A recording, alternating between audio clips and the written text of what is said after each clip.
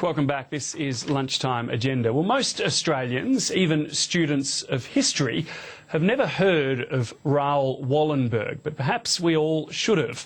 Just like the much more celebrated Oskar Schindler, Raoul Wallenberg put his own life on the line to save thousands of Jews from the Nazis. And today he's been made an honorary Australian citizen, the first time that such an honour has been bestowed.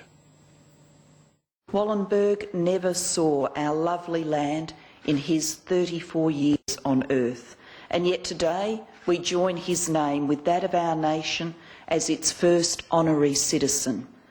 I believe this is entirely fitting, as a tribute to this man of moral courage and heroic example, as a statement of the values Australians hold close to our hearts, as an expression of our deep gratitude for all that our nation gained when so many saved by Wallenberg came to these shores.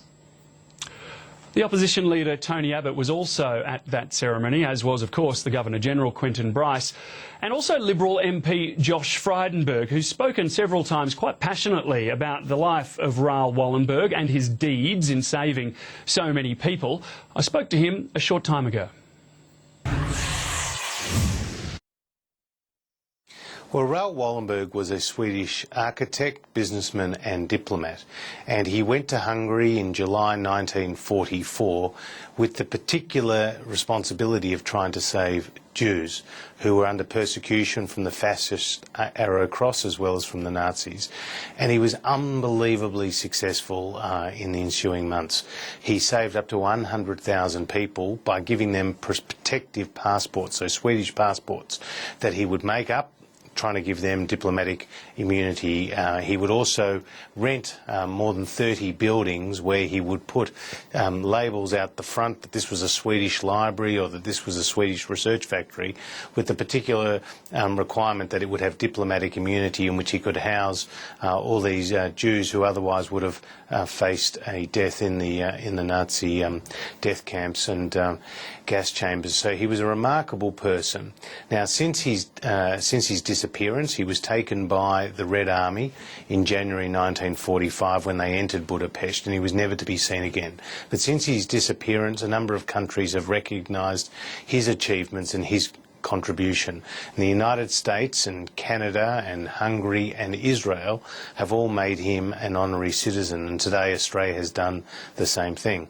Around Australia, David, there are monuments and parks that are named after Raoul Wallenberg, and today we've made him an honorary citizen. And I think the reason why we've done that is because of his example to the world. One man can make a real difference, and this person, who was of a Christian faith, not of Jewish faith, who was Swedish, not Hungarian, put his life on the line day after day to save thousands of helpless people. And of course some of the people that he saved ended up in Australia, of course. Absolutely, and made a significant contribution to the Australian community in various fields, whether it was medical or whether it was in legal or whether it was in business and other fields. And some of them were there today to hear the Prime Minister speak, to hear Tony Abbott speak and to hear the Governor-General speak. How important is this then for people like that were there today? Oh, I think this was extremely important.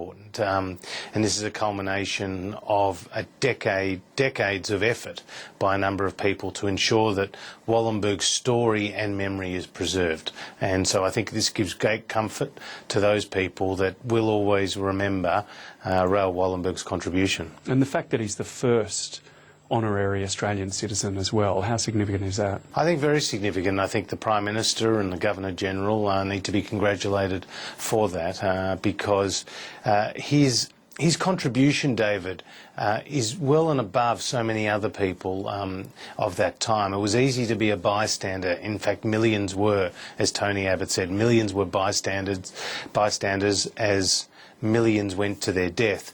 But Raoul Wallenberg wasn't, and he ultimately paid with his own life. But he wasn't a bystander.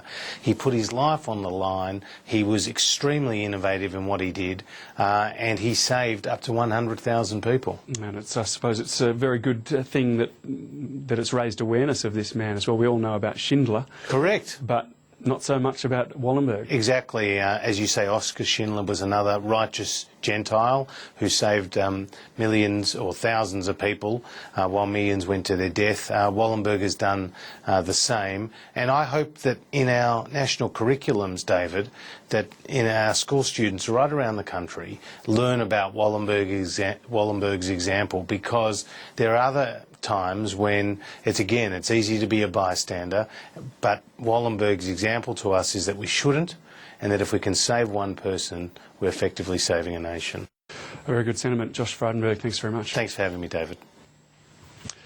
Last week it was the NDIS, this week Raoul Wallenberg. Bipartisanship, and twice in the space of a week. What is going on in Canberra? No, very good to see, honestly.